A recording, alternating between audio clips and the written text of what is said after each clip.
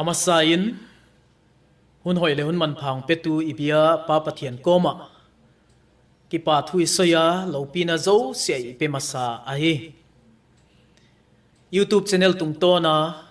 sermon ngai tu te le en tu te zo sia ahong pai ki ding le kinep naw ilal pau jesu christ minen se bai ka hong bu ahi tuni ai sermon hu thupi ding ahi le pathian hu hai khum pathian thutta zol nei zoel le khabu apadin lalpani the day of the lord chi thupi zangin isoi ding hi akipa koin isut seng si dinga hi zong le hagaw lama i bible chang sim hia te le soi hia ding te tung to na i phat tuam pi ding te au bai le te zil khomin isoi zo ding hi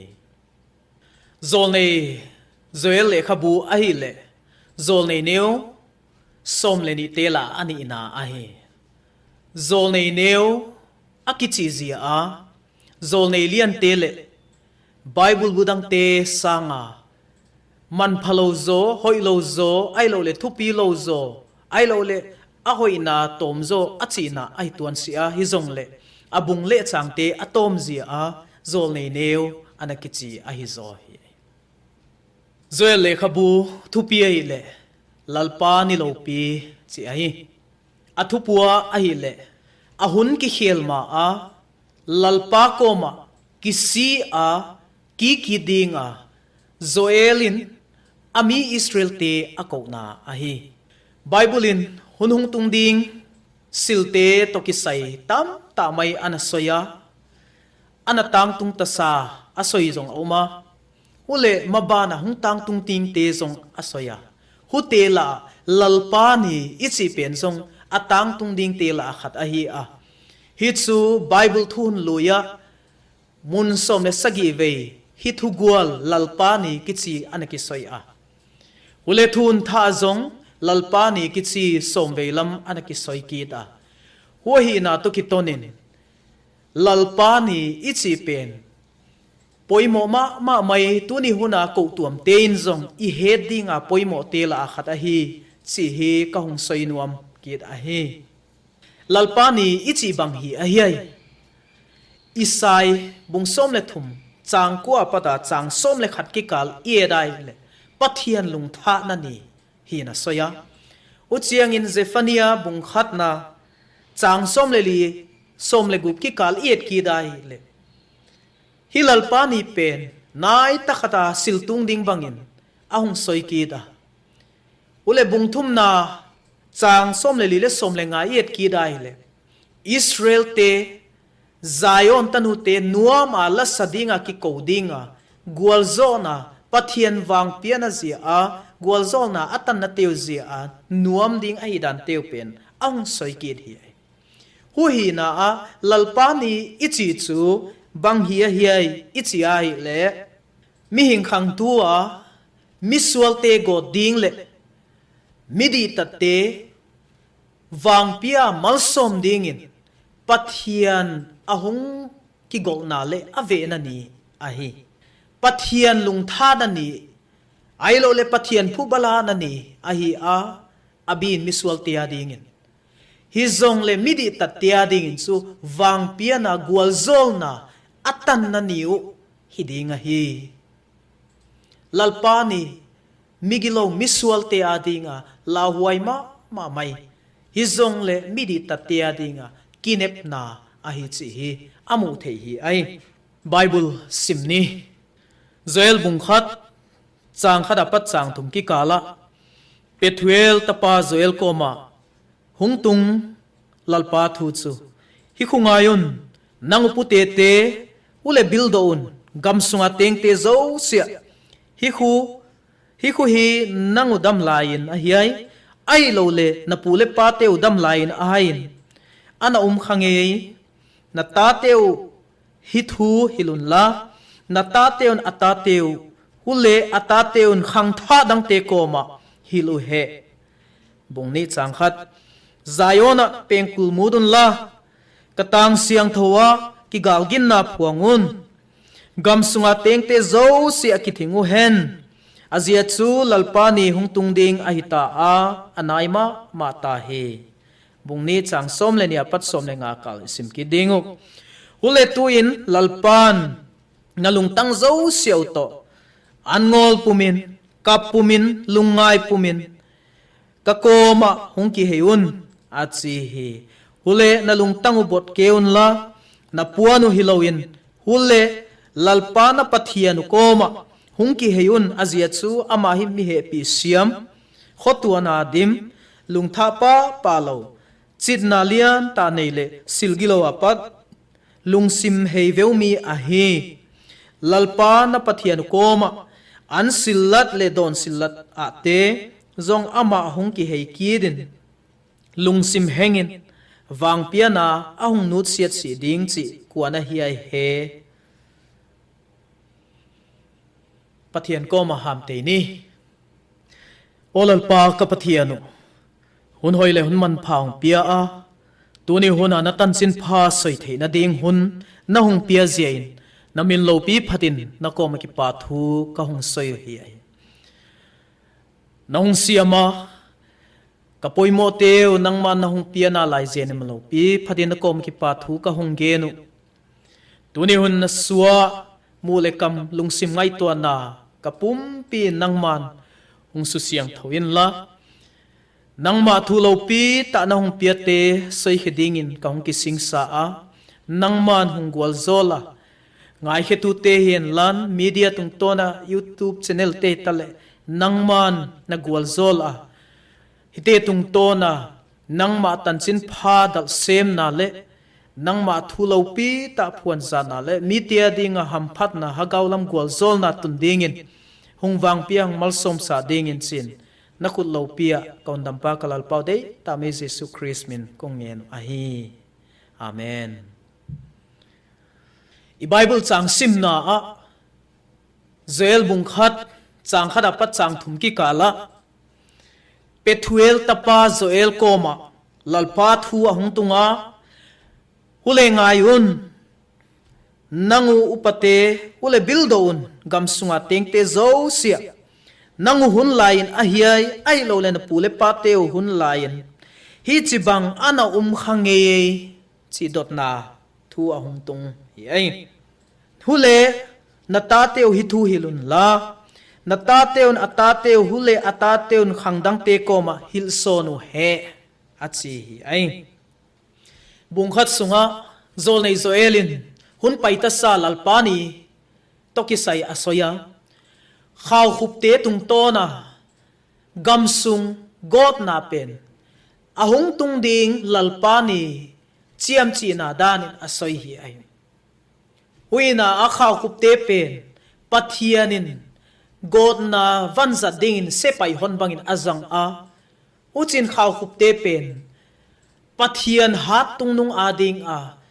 vanzat lopi ta te hiu chi zong akimo hi ai khaw khup ichi ta chiang in he sil ne se tu hi ai lo bol mi te na hema ma mai ding a lo bol ta chiangun hai chi a the ta chiangun bu chi te bang a the ta chian a hong khang lian a wang khang lian te pen amaun anane siava anasu siava ho chin bu chia zat theilo tu theilo ding khop hialin siat na atun veu hi ai ei sing tang mi te de khang thua pule paten ana record u khat oma hu chu banga hi ai chi ai le mautam to ki sai a hi a mautam te pen live lambang i khang thuwa soiding in ana umta chi thu te he theina hi ai akhat na le masa pen chukum sang khala zagiat som gub le khatna sang khat zakwa som le khatna sang khat zakwa som nga le giat le kum sang ni le sagi te hi mau tam te atung a hi chi hi anaki soi hi ai mau atam ta chiangin mau te ahunga a huaga te chu zu te in aneva utin zu te hi apung hul va hute pen hung tamin o lowa lobol mi te hai chi te anesiava asusiava hu chin ne ding pol town ta che la khom ding bang ma bu zong lo in hi chin pol ta hun chu kialin atun veo hi hu chin pule pa te chu hi kial te zia in asibang ai lo le azu te ne in ai lo le gam ko kai te bang a holva anefa gotuai te bang ne in hi chin ana hingdova ana khangdo hi ai hi bible sang pansana Israel ten ahet ma ding khat chu bang hi ai chi ai le hun paita sa pathianin ami Israel te ana huddo na le ana umpi dan te le ai gupta te khaw khup tung to na ana go dan te bang song agel ding hi hun paita sa pathian ami Israel te huddo dan le ana panpi dan te Israel ten agel do ma din gintad a huai hi ai gupta salatan laiva mosi tung to na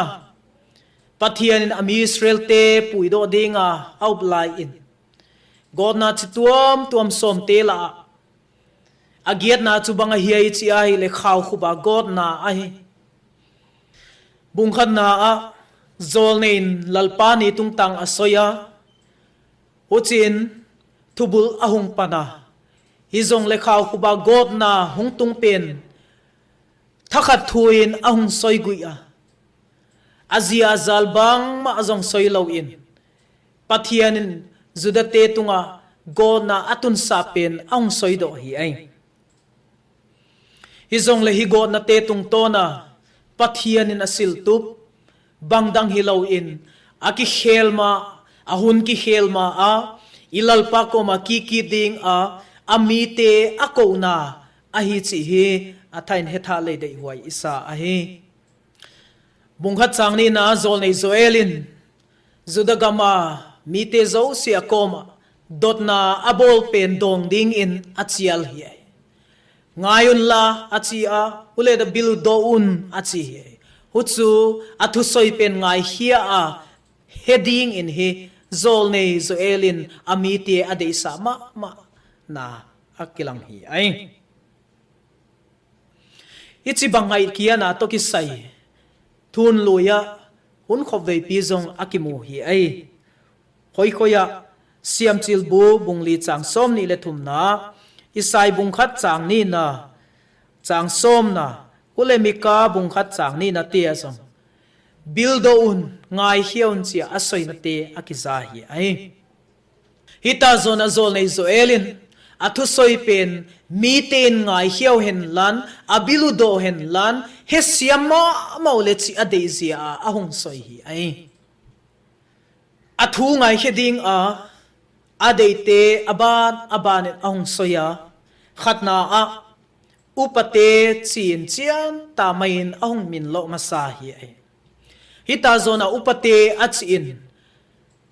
adin munule amo puana lamwa upa ahi na lampang asoi hel sia hizong le kum upat na lama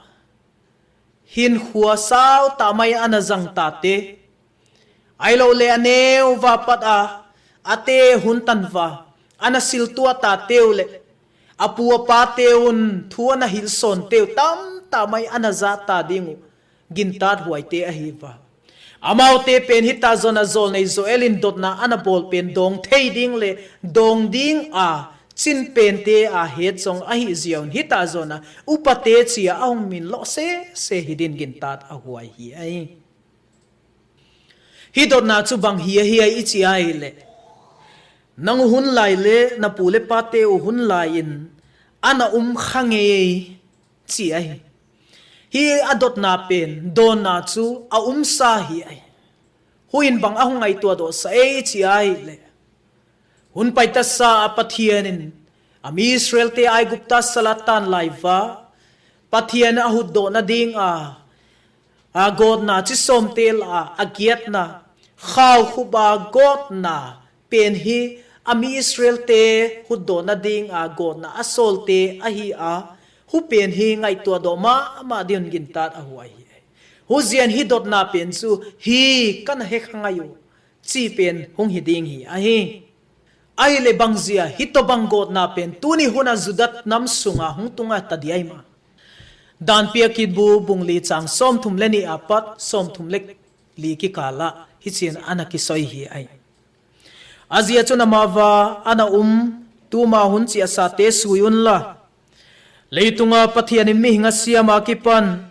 walang khada pat le lam tana hitobanga silopi silbanga ha ana ngei tai ai lo le hitobang akizangei tai nangun pathian o mei kuang la apat na zawa nahin na lai bangun men pathian o in mei kuang la apat thu hung soi azakhangei viai ai lo le lalpa na pathianun nangudinga ai gupta gama abol banga pathian in zet na te chiam china te silimdang te kidona te khudhat banza te kule silchi zat huai te namdang lapat nam khada puido na aum khangei tai chin hi anaki soi hi ai khovel khang thu etin agam kai in agam bing in nanna hi pi te ana leng khata black death ichi te ai lo le Spanish flu ichi te ai lo le HIV AIDS nat na ai lo le nat na chi tuam te ana do hite zia in sina nasapi miten ana tua ta hi ai ale tuni hunin COVID-19 zia in igambung teu khai na mun tuam khai na isiam zil na mono school te college te university te khai na uchau zong hilowin nichin inele ta hol na te an isep na mun te su buai to buai na hu khela hagaw lama pathian ibiana muno biain mun te zong pathian be khom theinon lowin kalsuan khom theinon lowin pathian na zong dei banga tong theinon lo khop hiala su buaya yu pen hi ingai tua hi le tuni hunin bangzal hiding adi chi hingai to lo theilo hi ai I khangin hit to bang nat na hipite atua pen hi bangzia bangzal ade o chi ngai tua na ahung nei sa ngun mai hi ai hoziain hi nat na hi apat zalen in bangchi hun ta chiang in zalen ta mai in pathian na te tong in ai lo le school kai na te college kai na te sunzom kid in ai lo le ne le ta hol nai kal suan na te zalen ta in ki thei de chi pen hi ngala huai ma mai hi ai nina zolnei zoelin zukham te ko ma thu ahung soi hi uchu bungkhat changa pat chang sagi ki kala akimu hi ai simni khanglo un la nang zukham te kapun ule wain tha don tu te zo se wain tha zia in mau tuayun azia chuna kam wa pat in hichu sat khia ita hi bang zia ina hi ai chi ai le namha ta khat atam dan sim seng lo ahau humpi ba nei habang kagam tunga ahung tung ta hi ule humpi ba nei lian ta happy bang aneu hi ka grab gui aneseta ka theipi kung hong akho ta hi akho siangkil kela apai mang ta hi abatela angiat kang ve ta hi zuin nopsana le khopholo na a ensa hi ai zukhamin mani nopsana le udan dan agam tat na le in khuate ema de dan azat na le pathian ngai sa na lo lam hi asoi bi hi ai zuin nopsana le khopholo na ensa hi ai zukham na in o mani de dan hin khoman na le mani de tel dan hin huwa nopsana o pen a hol pathian lam silte ngai sa lo in o apoimo pen te ngai tua thei lo in hi akoi thei veu hi ai o hi khovelin apia thei nopsana te holin o hin huwa zang in tai ma zong le o kipana nopsana ta aum lo ding hi chi hi ta zon amu thei hi ai hi ta zona zukham te in o a grape tha te chu a wain ading in asiam wa o hi te kipana a hol hi ai hi zong le hi tobang ki pa na ahol fa khopho lawa hin khuanop sana te pa tan a aublai in ozol nei zoelin amu loma ma chu sil khat au mau chu banga hi ai chi ai le o khaw khup te tung ton pathian gop na hung tungin hai chi te su siat na grab gui te su siat na theipi kung te hen lan uchina dang siat na atun te pen hi o hi to bang zu kham mi te ading le khovel a khopho lo te ading a phong hal na ding a van zada ong zada hi chi hi anamulo ma mai hi khovelin a piat hei kipa na te nop sa na te pen in sot adai lo hi ai tuni hunin kipa na hol in hausat na hol in o sumle pai hol in sale hanga na diang in nakal suanin na khohei ai mai thei izong le hi te penin nop sa na le kipa na ta ahung tun lo hi ai bang zia na hi ai chi ai le thu soi tu Solomon mi pil in ana soi banga hi ai in khuwa chu bang malo mei ana chi hi ai bang zia in khuwa te pen o pathian tel lo anop sa na pathian tel lowa hin khoman na te pen hi o kipa na bukim aching lo hi ai nobsa na bukim aching lo hi ai efesi te bunga chang som la giat na in hichin ana soya wain khamin si un hi zong le hagawa dimin zo un chi hi ana soi hi ai waina tuni honin nang le ke in zong o hita zona e bible chang simte pada khan lo na bang khat nei ding in hi kising sale dei wa isa hi athum na a zo nei zoelin gamsunga teng zuda gamsunga teng mi zo sia koma thu ang soi hi uchu khoya i muei chi ai le bung khat chang gya da pat chang som ki kala simni nume in sai pon sila khang don lai pasal sun bangin kap vungun an sila le don sila te chu lalpa ina pat satan in omta hi lote chu su sia dai ta a gamsung chu alungai hi azia chu bu su sia dai ta wain tha akang ta a sathau athulim ta si hi hita zona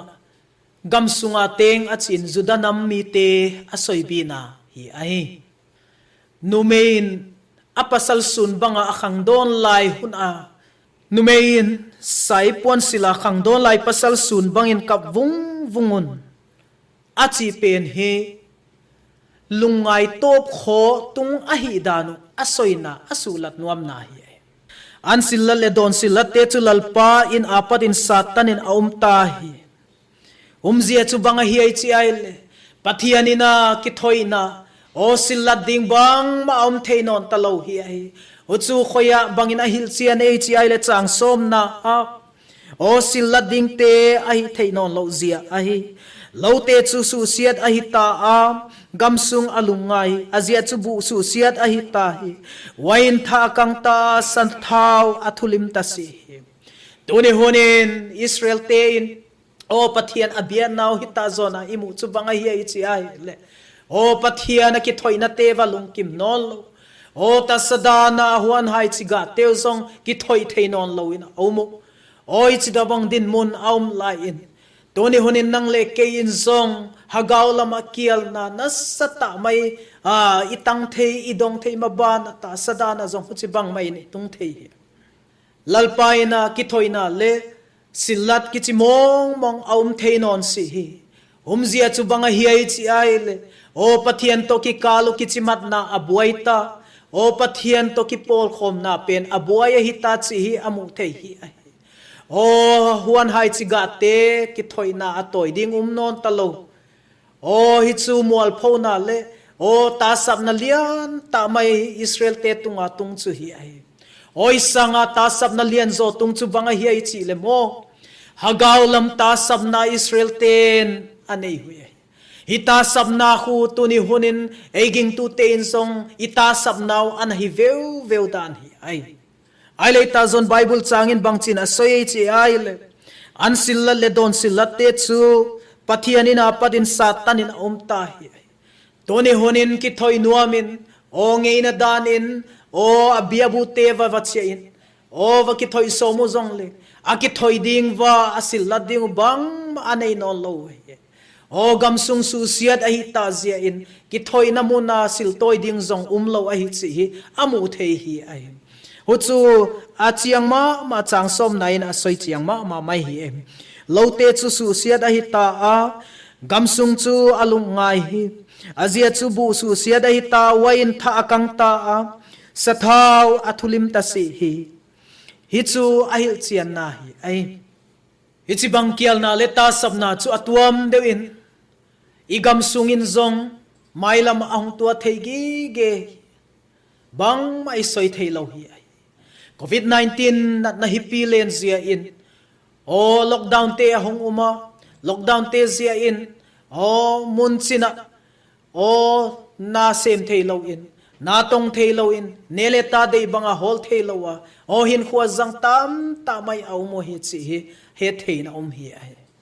tuni huni ni gam sunga hi chi bang kial na le ta sapna atung si ding chi koi mai ni soi thei lo hi ai covid 19 zia in o lockdown te hong uma lockdown te zia a o mun chin gam china na te tong du da thei lo o kham te tan a semna te tan a kholungai a hin khwa zang tam pi au mo hi ai mabana virus zia si sanga lockdown zia na sem theilowa kial ahung tuna kial zia si ahung tamzo khading zong la huai top hi ai tumalamin Washington Post a ichibang thu anaki su a US in hippy tua covid 19 boina zia a sum asu mangu tu tan chianga $6 trillion valding in anasoya ule economy na sapia kianiam zia in hi million som ni le ni lamin hi na tong theloin akhamu atanu chi thu akimu a utobang ma in India zong the Hindu business line a hichibang thu tumalamena kisu a chu banga hi chi ai le India economy chu covid 19 zia lockdown zia in ni tengin $4.5 billion mangzo hin akisoya hule lockdown masapen pen ni som ni lekhat sungin $100 billion bang mangzo hin akisoy hi Hubana Center for Monitoring Indian Economy Chief Executive Officer le Managing Director Mahesh V.S. Kichipain asoina a million zale za somni ki kaltein India COVID-19 zia asep now tan hin anasoi kit hi ai imaban igam sungu idin mundingu bang tanakhati hi khuin soi hin akimu hi ai wina tuni hunin mabana o economy akianiam zia ai kial zia ai sep now blo zia nasapya mi te depression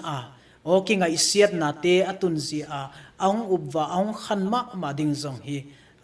lawai ma mai a hi chi zong a he the hi a him lina a lobol mi te koma zol nei zoelin thu ahung soikid hi ai chu khoi moi chi ai le bung khat chang som le khat le som le ni a simni gehu zia le phai sa zia in zumayun o nang lo nei mi te mau tuayun o nang grab huan en kol tu te azia chulawa bu lading te abei mang ta hi grab guya gogop ta thei pi kung thulim non si thei mutam kung te tum kung te apple thei te zong hule gama singkung zo se avul ta hi azia chumi hing tapa apadin nuamna adai ta hi pathianin zudami te o zudachu agwal zola avang pia agamaga aphama ma mai wan hai chi te mi ten lo nei mi te in aching wa o mabana bula huna o hai chi la khom huna hung tun ding o chu lamet na lian ta mai to pathian gwal zol na chu alam en ngei ding izong le huna lamet bang lo ta in o sian na te ahung tung kum khat sunga na to ga teng uchu bang malok ahung suata hi ahin hitsu lobo mi te ading mual phona anato bang mazong la ding non loa na ahi hagaw lama mual phona sung lam mual phona polama kilat na khati in amu thei hi ai tunai to khata amfan cyclone kichi khat cyclone in West Bengal le Odisha na sapin anuai alak telte aum namundet low in hitsin akitol khiafa ucho zong hi low in agam sunga hai chi buchi na mai zong West Bengal 8,800 hectares lam sangge le zagiat hectar lampang hi asu siat in auma hi chi thute iza uchu itwa danding hile kilometer zagiat le somgiat lambang phazau ding hi ule hai chi dang achin na u lakhat hectar lakhat lambang asusia hi cyclone hui pi hatin asusia hi chi huin banga etsa no badia hi chi a hi le mailama hitobang hai chi te bute susia da umtein nasapin he o manna atuna hi chi he o kial na zong tung theina lai hi dan te hi asulang ma mai hi a hi huina a hita zona o lo nei mi te chu o hi chi bang lamet na anei zing lai un alamet lo bang taun o a hai chi ga teu anato teu akum khana to teu chu athon aswata hi ai polta hun su kipa hun hi a nuam ta hin khwazat hun zong a hi ding hi ai hi zong le hi huna o polta hun su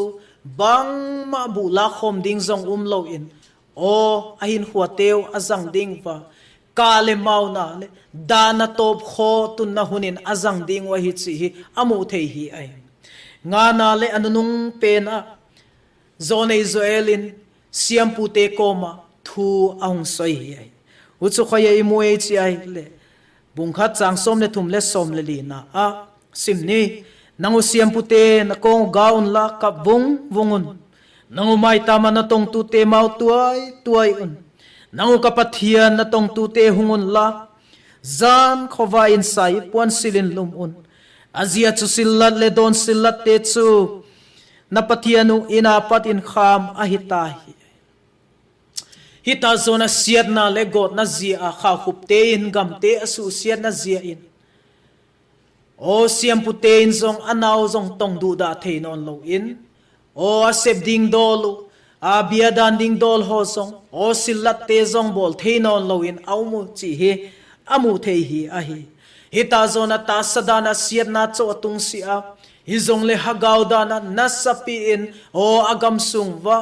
kial na le ta sab na atunga siat na atunga o pathian to a bia na ki kalbang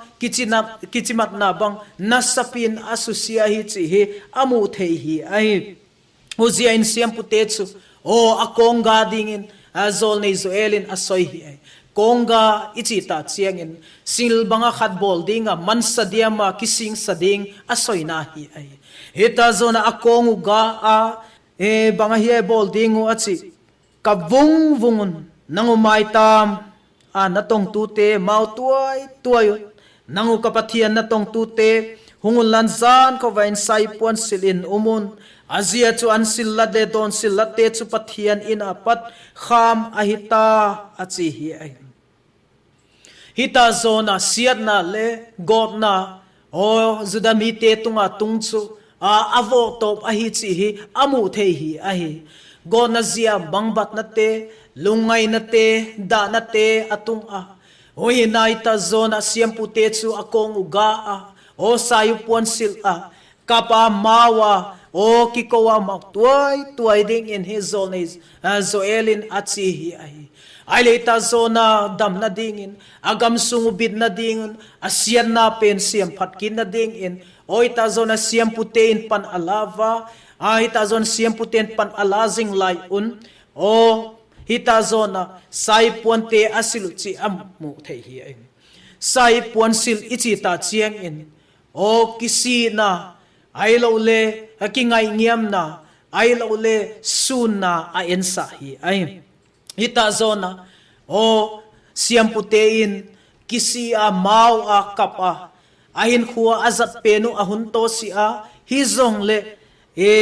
mi pi ten zong a bol ding dol a to ding dol hui a uma o amau ten zong agama mi te zo sen zong kisi na pen hi apoi mo dan asoi hi ai hui na a chang som le ni na abang chin asoi chi ai le an ngol na hun sep hiaun la khompi ul sun ta bol un upatele gamsunga tengte zo sia chulal pa na pathian ina ko ludun la huchin lalpa koma ki ko un achi hi hita zona angol na achin kisina olung tang ta kisina pen polama sulat ding asoina hi angol in o pathian mel hola ki ngai ngiama amaya ki pha hi ngiam na asoi hi ai hozia in hi o siam pu ten zong asiam pu van sil teu akoi hiawa ule mi pi zo se in zong o angola polama o kisina ta ane upoimo ai dan ni amu thei hi ai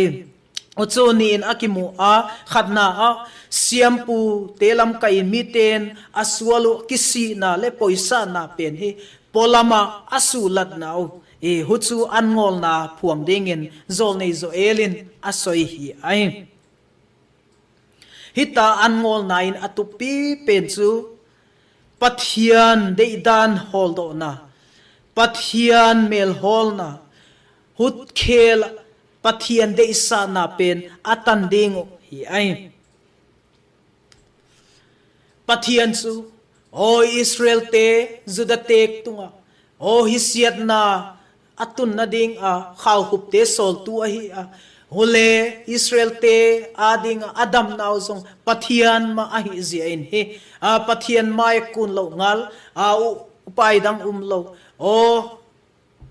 adon na dang lo a hi chi hi amu the hi ani na a zol nein upatele gam sunga a tengte zo se sung lama akisi na o poimo a hi dan asoi hi ai huchu bangchin asoi ichi ai le ana to teu khol phot a o pathian to akikalu di lo pen su di ki ding in hi achi hi khompi te ulsun tain bol ding in achi huchu kisia lalpa mel hol masata pathian to ki kal ki chimat na su di masat ding in huchin abana anato ding teu hi ato zom dingu lalpan ade hi ai agamle adi tat na hol masaun huchin adang te teng chu pia ben na dingu achi ma bain bible in hui nai ta zona ulsun ta pathian mel hol na pen hi a poimo hi ai kisina poimo hi ai lalpa chau hundo tu a hi thei hi ai hita zona lalpa chau hundo tu hi chi emu thei anga na le anunung pen su siam pute koma zol nei zo elen thu ahung soita hi uchu banga hi chi ai le bung khat chang som le thum le som le li ki kala nangu siam pute na ko gaun la ka vung un nangu mai ta ma na tong tu te mau tuai un nangu kapathian na tong tu te hungun lazan khowa in sai puan sil in lumun azia chuan silla le don sillat chu napathianu in apat kham ahita achi hita zona Israel te tunga kha khup tung to na siat na le got na hung tung penin o ta sadana o siat na cho atun sia hagaw lama pathian biana o siam puten zong anaw zong tong du da thailo khop hial in o subuain au mahi chi hi mu theina o mahi hoinai ta zona zoelin o siam pute koma na kongu gaun la achi konga ichi ta chiangin banga hi khat bolding a man sadia ma umding chi na ai leita zona konga wa uchianga a bolding u banga hi le soy a ka vungun nangumai tam na tong tu te mau tuai un achi hi ai hi chu o siam pute lam kaya kisi na poimo ai dan zol nei zoelin asoina hi ai avo top atung ta a sian na top atung ta a o hit hi to bang mual pho na o hagaw lam kai te na tan pha te tunga zong tung a o anato na te penu zong de banga tong the non lo hin khuwa azat te penu hi kingai tu tham ching ma hi dan ni hi ta zona amu the hi ai ho hi na e siam pute chu akipan wa o sai ponte sila kapa mawa akiko apoimo hi ai o ita zona kapa mawa akiko chun o agam sungu damna atun lo ding a hi chi hi chian taina mu the hi ai ho hi na a chang som leli na in hichin asoya angol na hun sep hia on la khompi ul sum ta bol on upatele gamsunga tengte zosi achulal pana pathianu ina koulud un la huchin lalpa ko ma ki ko un achi ai he hasana gentheina buaina leta sabna o Israel gama tungpen apada suata theina sun chu pathian ko pathian mel hol a pathian sulung tung hiding hi eta zona pathian lo ngal hita zona ahun do theiding lo hi eto bang hin khu ha sat na o atua tewa pada huddo theina lampi danga si pathian chau hi ai tuni hunin covid-19 na pada hung hundo theiding chu o khovela mi pil mi siam pen te hi si a hi zong le pathian chau hi chi hi he theina hi ai hui nai ta zona pathian so hundo thei tu ai chu o pathian mel hol ngai o pathian lungkim na bang ai pathian dei zong bang hi ai o chia pathian maya o kisi a amel hol hun hi ai tu ni hunin hi kingai tu ni o bang chi bangin akisoye akhatna asiam pute lam kain miten aswalu kisi na le poisa na polama lat sa na dingin angol na te phuangun chin zol nei zo elin achi hi ahi angol na ichi thun luya anaki soi zel a huina soi ziale atu ta chu bang hi ichi ai le pathian dei sa na holding chinai ai lo le pathian dei sa na mel hol na achi na hi em hi to bang hun ha sal le siat na o buaina atua laiva pathian so ahun do theitu ai zia in o pathian mel ma ahol apoimo hi ai o khau khupte agam sunga sian na dinga sol tu chu pathian ahi a hule agam sung dam theina tung ding theitu le o agam sunga dam na hung tung ki theiding chu pathian a pat so hi chi hi kinep na au ma hi hu hi zia in o Israel miten chu apathian koma kiki da kisia pathian mel aholu chu amawadinga poimo hi chi hi amu thei hi ai ani na zoel upatele gam sunga tengte zo sia koma ana to teu khol phot a o ulsun ta khom pite bolding in achi hi ai pathian mel hol na o pathian sulung kim na o pathian dei dan bang hi ai chi hol masat lo a o ana to teu asil bol te penu pathian pen lung kim lo ai dan amu thei hi ai huzien pathian to ki kal ki chimat na pen su di masat a pathian dei dan te bang hi ai chi hol masa a paliang pathian lung tung zong a pathian mel holding in his all nei zo elin amite ako hi o hu dung zuin abana hudona lampi chu ahung thei chau ding hi ai chi hi imu thei hi ai ilung tangwa in sungwa i khotangwa i ko tuamwa ailo i gam sungwa o damna dinga o i siat na i buaina i hasan na teng te apata a hudona lampi sun chu pathian ai pathian ma ai o pathian in pha asalo khovela siltung om lo hi ai hoina pathian mel hol o pathian dei zong banga hi ai chi ngai tuangi nge ding le pathian lama ki ding in hi o zol nei zo elin amite adeya uchi bang main tu ni huna eging tu te in zong o pathian mel i hol a pathian dei dan banga hi ai chi na sapia i holu hi poimo hi ai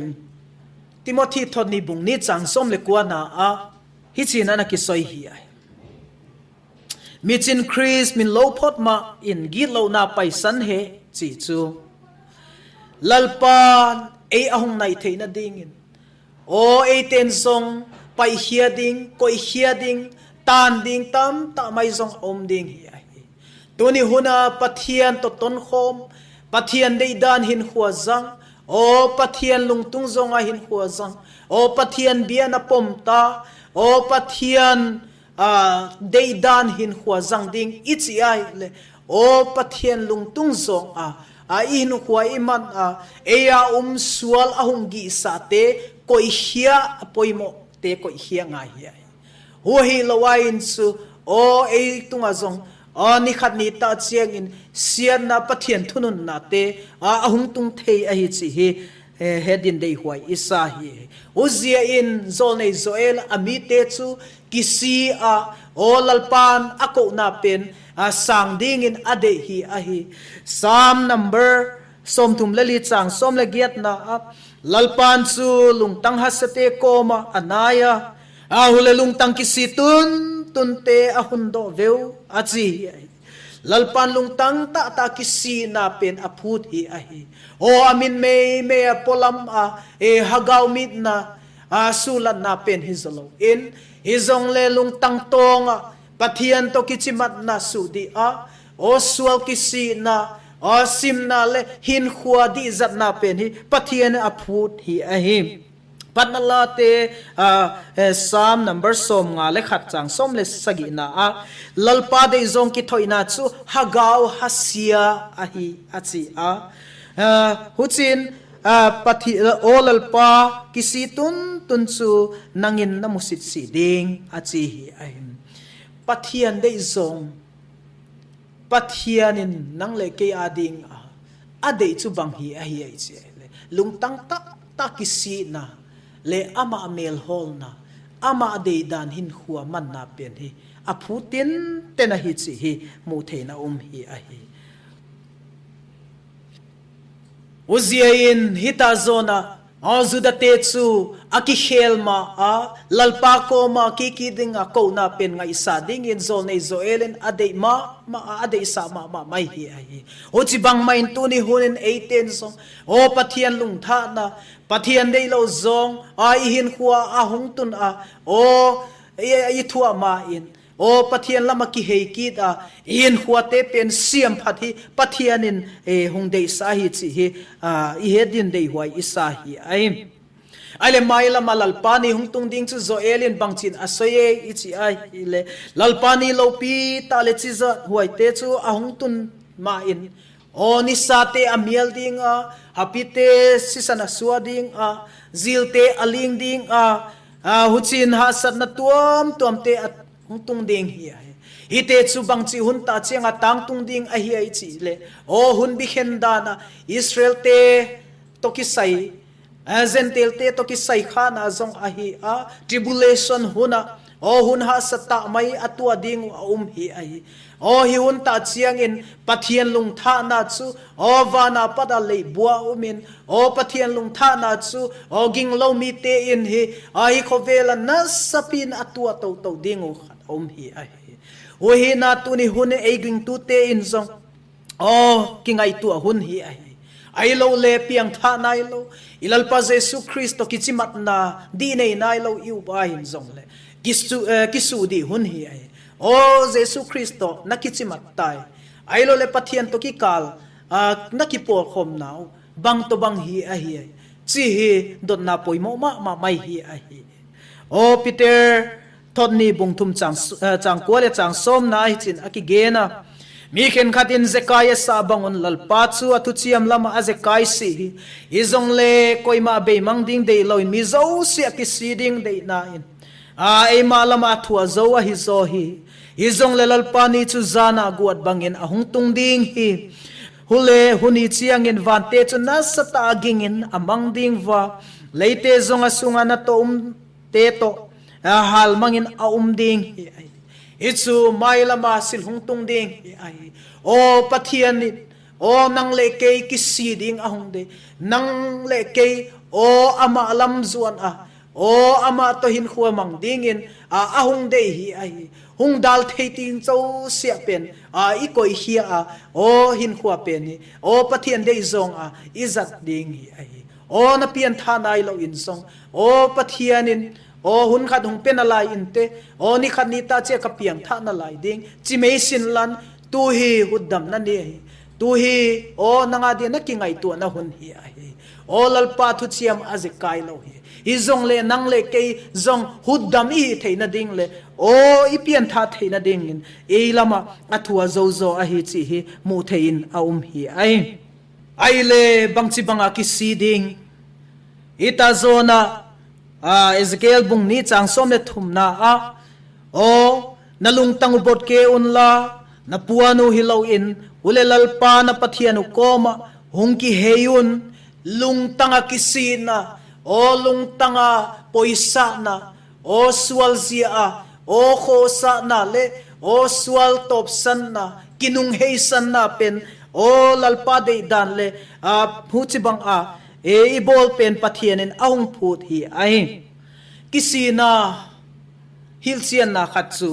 o Thessalonica te thot khat bung khat sang kwa na hi china ki mu azia cho ma unge in bang to banga nangula a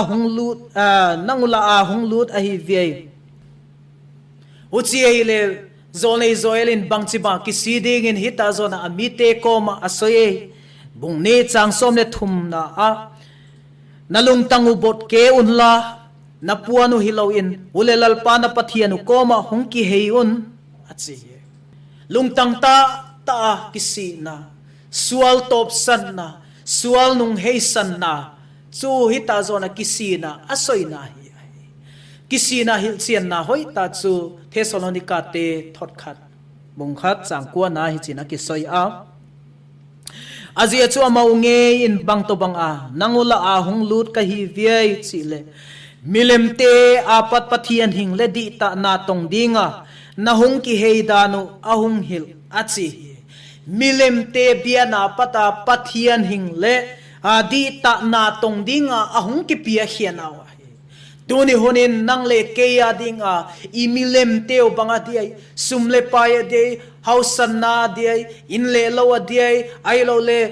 ine ile lamte diai o imilem te teng su o pathian sanga iko isang zo tam ta mai te pen imilem zong hi khat hei oi nai te teng koi hia lalpa ko o kisi lalpa de dana ihin khuwa izat ding he apoi mo hi chi hi isoi nuam hi uchi ei tai le bangsi kisiding i hi chi hita zona ong soi kit zol nei zoelin amite bangsi kisiding hi viai chi asoi na bung ni chang som le thum na ma hi chin akisoi azia chu pathian sumi he pi siam hotuana dim lungtha pa lo chin na lian ta nei le silgilowa pat lung sim hei veumi hi achi o tuni huna pat kisia o isual te taisan pathian kom lama ki ding ko na pen hi nang le ke in song isang poimo hi abang zi isang ding hi chi ai o iki na ding pa pen all mi he pi siam hi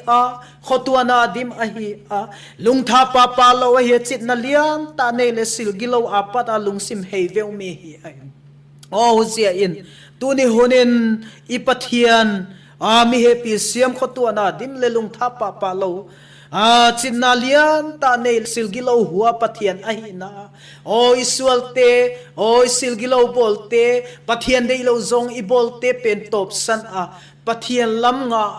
o ama hoina amizia te ngai tu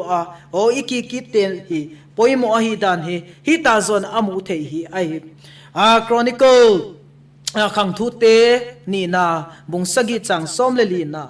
i het sa sau hi zong le ka hong sim ding o kamina kamite akingai ngiam wa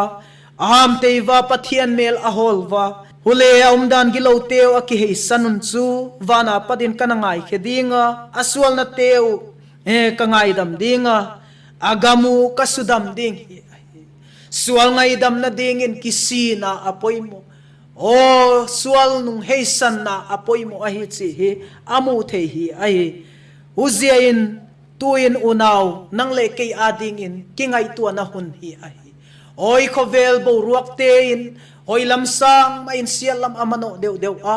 ito bang hasan na ai lo le sanga na hilau huai zozong mai lama ahung tung the na lai hi ai lo le lam tuam ma pathian in itunga lung tha na zong asulang theina lai hi ai hoi na a hitobang kala o yum lai in eya dinga pathian na ya hoi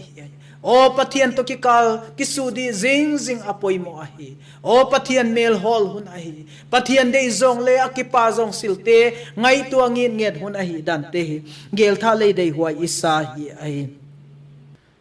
ole tunia sermon tung tonin ko tuam tein bang phatuam pi in zilding in e akhat na a pathianin zudagam asudam ki ding hi ai wang pia in agwal zol ki ding hi ai huchu khoya i mue ichi ai le bungni na zel bungni changsom le gyada pat som ni le sagi sunga akimu hi ai bangzia agam teu sudama ki ding ga pha teung suang ki ding hai chi ante lo hing tele o agam ga te zal zo ki ding a hi vi ichi ai le o amon oi khovel nopsa na oi khovel silte apia thei te sang main pathian mel holding a zolnei zoelin anasoi pen o thumang in pathian mel a holva aki khel main akisiva pathian lama aki kidziava o pathianin ngai dam in o agamu asudam ki ding a hi chi hi imu hi ai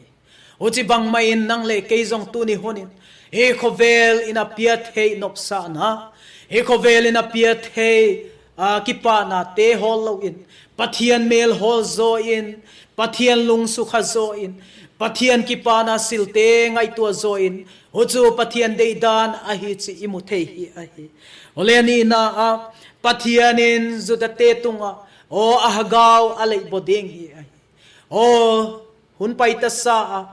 a zudate in amesiaw lalpa Jesu Christ ananualva o ananual na te zion zentil te zong o pathian to guana ailo le pathian kum tuang sil guana anatel khata in o huwa hidung zuin nang le keizong misual be mangding god mun be mangding te o lung siadin lalpa Jesu Christ in iswal na te ngai dam din cross ahong tu hus swala sina zalin nang le kei chumidi tada phuan ita hoina le huwa hi na zalin hagaw lama wang pia na lam tuam ichiam khaw hi ai hoina hu hagaw lama gwal zol na tuni huna ging tu te in ko tuam huna te in itangu hi ai hu hagaw lam wang pia na te chu FSC bung khat na te simahi papathiana pada gwal zol na tapa pathiana pat gwal zona wang piana hagaw siang tho pat gwal zona wang piana te imu hi ahi hule nikhat ni ta chiangin o Israel ten zong amesiel lal pa Jesu Christ amesia ta tawahi chi ahong pom ta ding hi hochu hagaw alei bua umin o hagaw di ta nei in o Jesu Christ amesiel hi chi ahong pom thei chau ding hi ai atum na pathianin migilote ni khatni ta chian avai hom kumdi o ni khatni ta chiangin lalpani o ahung tung ding huni chu pathian ading alung thanani o misual te ging lomi te tunga o alung thana ahung tunni le alei buani ahung hiding hi ai o hi huna hung tun ma in tuni hunin nang le keizong kisia pathian lam ngai nai o pathian mel i hol hun hi ahi pathian dei zong bol ni chinuam hi ahi alina atop pathian in amite zosia wang pian ding gwal zol na itanding ahung siam sa hi ahi hochu kum tuang ama to ting khom ta ding hi chi hi amu thei hi ahi hochu khoya imue chi ale hita zona zol nei zoelin anasoi lo ami zudate zong o pathianin wang piana thupi pen apia ding chu banga hi chi ai le zoel bung thum chang som le sagi na hochin ke chu katang siang tho sai ona teng lalpana pathianu chu ka hi chi na heta dingu hun siang in Jerusalem chu siang tho tadinga hule mikwal koi ma asunga apai suanon si ding hi achi hi ai hita zona o ami Israel te koma pathian ateng den ta ding thu akimu hi ai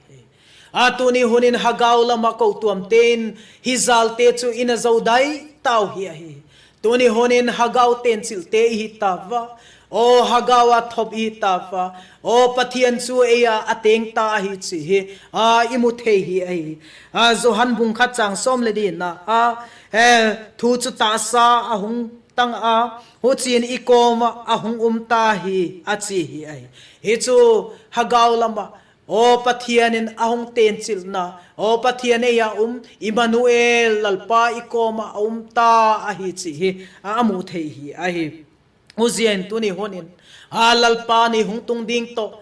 ko tuam te akisai khana banga hi ichi ai lalpa ni hungtung ding chu o tribulation huna pathianin o migilo te tunga vai hom na atun sa na ding hun ago na ding hun ahi alung tha na le buana ni le o krisung kum kid hun ta chiang a migilo te to patop ta chiang migilo zo se go na hun hong tung ding te o lal to phango vai hom na hong tung ding te bang song o pathian ni lalpa ni hong tung na lai ding asoi na hi ai izong le tu ni huna eging tu te chu o rapchar hun ta chiang la to idum ding o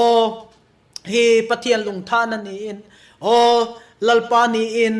ahung makhet lo ding hi chi hi amu the hi ai hoina tu ni huna ko tuam huna te chu o khovela la to ayup ta chiang in happy na hun zong abeita ding o hagaw zong la to ina ta ding hun ta chiang in khovel chu abuai dan ding le asat dan ding lungai lungzin ahuai ma mai hi hu chu tu ni huna I buai na ho chu bang ma hinai lo ding hi ai hoina tu ni hunin kinep na hing ai lalpa Jesu Christ ala inei chu o ni khat ni ta chiang in rapchar hun ta chiang in pathian in misyang thote ahung la to hun ta chiang in may pila la to in ta ding ta sa sulim dang in ta ding lalpa ni lo pi hung tun ta chiang in eging tu te ko tuam huna te chu lo pi na ta sa to ikithuam ta ding ai chi hi mu theina hi hoi ziain pathian ko ma ki pa thu isoi hi le tu ni huna pathian thu isoi le ingai hiate zo sia lalpan ngai he tu te le tu te zo sia hung bang pen hung gol zol sa ta hen